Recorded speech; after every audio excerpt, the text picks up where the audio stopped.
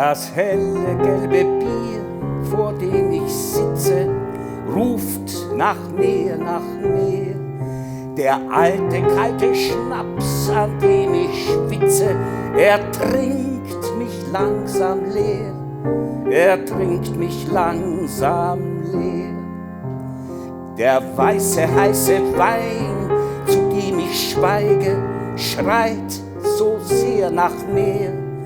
Das wasserweite Bild, auf das ich zeige, es hängt so schrecklich schwer.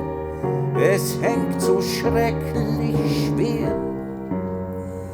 Und ist ein Schiff und fährt zu blauen Meeren, geschwind ein Glas, ich will mich nach dem Mast verzehren. Es ist mein letztes Glas, es ist mein letztes Glas. Sie schrauben schon die Hähne ab, die Hähne krähen mir laut im Ohr.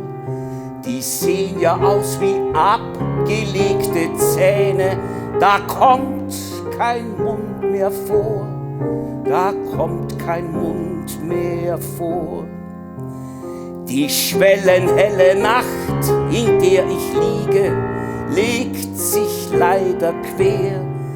Und hier läuft eine allzu steile Stiege, zerläuft im heißen Teer, zerläuft im heißen Teer. Laternen wachsen, Lichter platzen, Lichterloh im ersten Tag. Die Straßen, alle Straßen sind Matratzen mit sausendem Belag, mit sausendem Belag.